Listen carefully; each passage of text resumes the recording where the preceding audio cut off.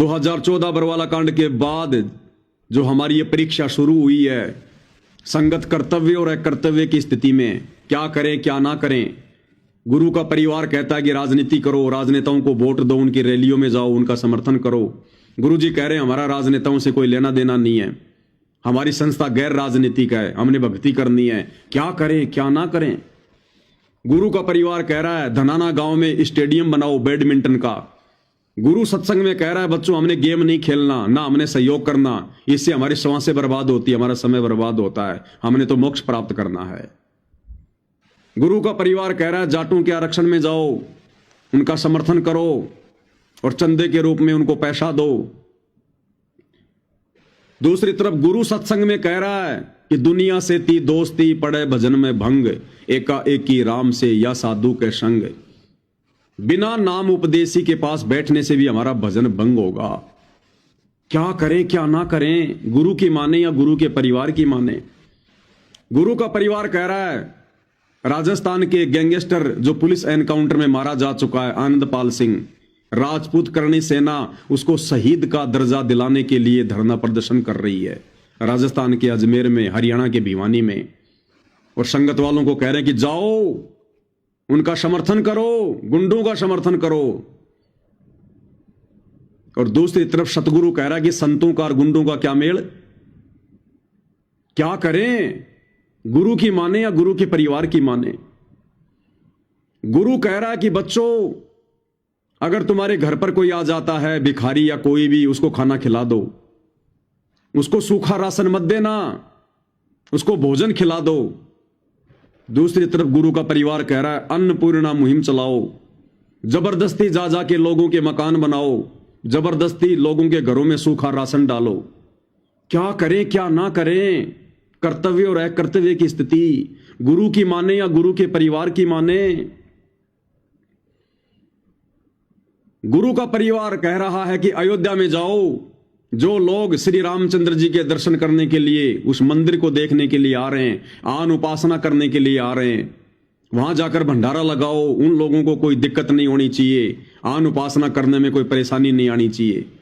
और गुरु कह रहा है कि हमने आन उपासना नहीं करनी, ना कोई सहयोग करना। 100 वर्ष सतगुरु की पूजा, एक दिन आन उपासी, वो अपराधी आत्मा पड़े काल की फांसी। आन उपासना करना और आन उपासना करने वालों का सहयोग करना दोनों महापाप।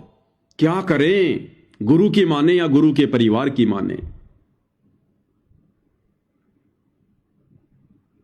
गुरु कह रहा है बच्चों हमने किसी की भी समाधि नहीं पूजनी, हमने किसी भी धाम पे नहीं जाना, हमने किसी भी तीर्थ पर नहीं जाना, हमने किसी की कोई जयंती नहीं मनानी। और गुरु का परिवार कह रहा है परशुराम की जयंती में चलो, रोहतक के पैरावर धाम में चलो, परशुराम की समाधि पे चलो। क्या करें क्या ना करें, गुरु की माने या गुरु के परिवार की माने।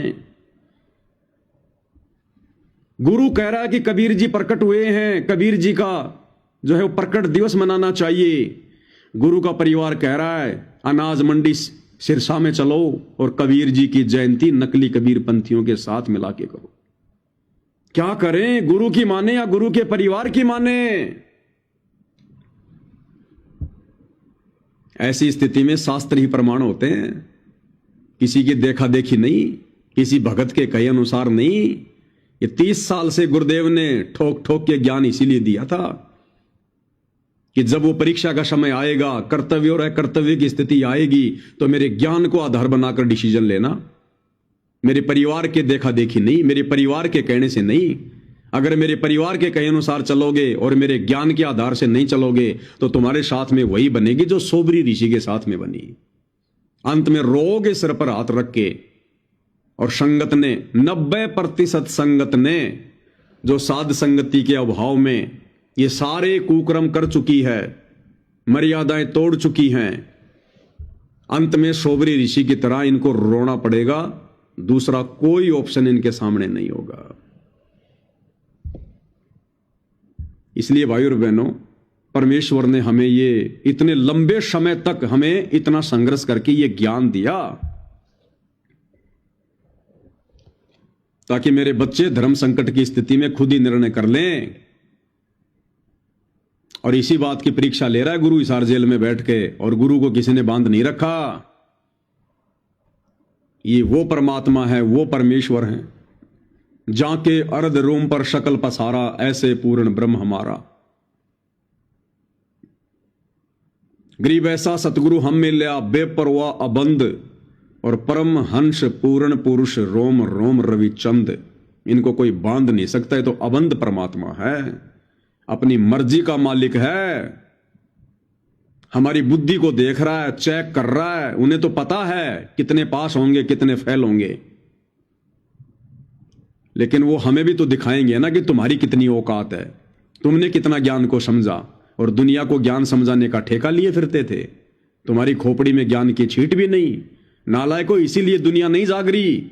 घर घर में ज्ञान गंगा पुस्तक पहुंच गई, उसके बावजूद भी दुनिया नहीं जाग रही, क्योंकि ज्ञान गंगा पुस्तक बांटने वाला खुद अंधेरे में बैठा है, देखा देखी में चल रहा, भेड़ चाल में चल रहा है। इसलिए उनके शब्दों का किसी पे असर नहीं हो रहा।